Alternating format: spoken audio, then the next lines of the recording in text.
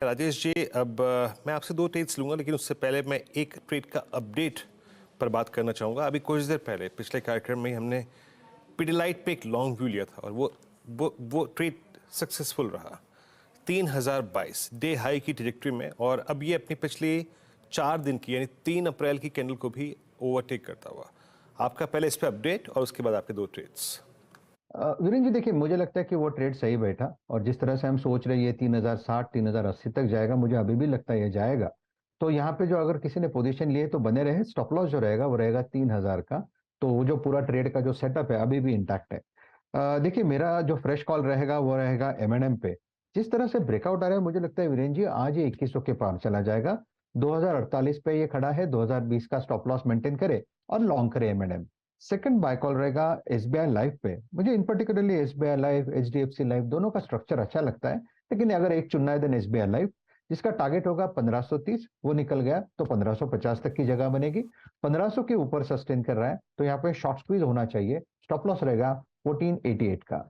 Okay, चलिए अब कुछ देर में समीर अरोड़ा को भी जोड़ेंगे हमारे साथ। एक दो कॉल और ले लेते हैं, एक रचना जी की। रचना जी, बताइए आपकी इस समय की पिक्स। जी, मेरी इस समय की पिक में एक रहेगा भारती एयरटेल, जिसको मैं रिपीट करना चाहूंगी। यहाँ पे स्ट्रेंथ इंप्रूव होती हुई और भी दिख रही है।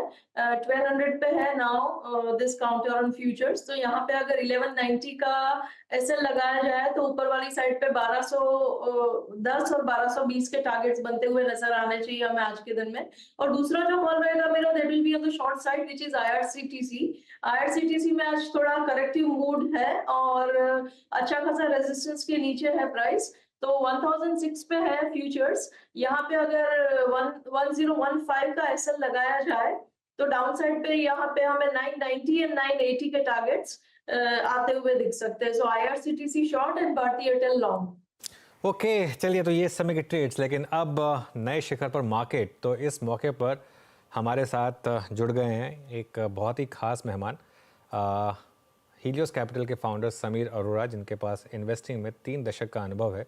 1993 से 1998 के बीच अलायंस म्यूचुअल फंड के सीईओ रह चुके हैं। 2005 में इन्होंने हीलियोस कैपिटल की स्थापना की थी और लास्ट ईयर इन्होंने ऑब्वियसली यहाँ हीलियोस म्यूचुअल फंड भी लॉन्च किया। आइए उनसे समझते हैं कि, क्योंकि उनके पास एफआई डीआई दोनों एंगल्स हैं, कि किस तरीके से मार्केट इस समय रहने वाला है। Sameer ji, good morning. Good morning. All time high market में एक बार फिर, और ये ऑलमोस्ट एक ट्रेंड रहा है पिछले कई महीनों से कि करेक्शंस काफ़ी शैलो रही हैं और काफ़ी शॉर्ट लिव्ड रही हैं। क्या ये ट्रेंड ऐसे ही कंटिन्यू करेगा आपके हिसाब से?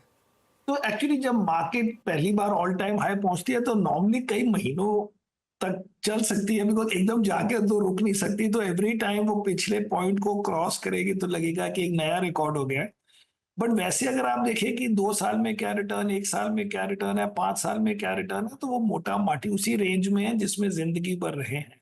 इसलिए कोई इसमें नेगेटिव होने की जरूरत नहीं है, पर्टिकुलरली बिकॉज सारा वर्ल्ड भी ठीक कर रहा है। या तो हो कि खाली इंडिया अच्छा कर रहा है बहुत ज्यादा, तो हमें लगे कि ये इंडिया क्यों उतना स्टैंड आउट कर रहा है। Basically world is doing well, we are doing well.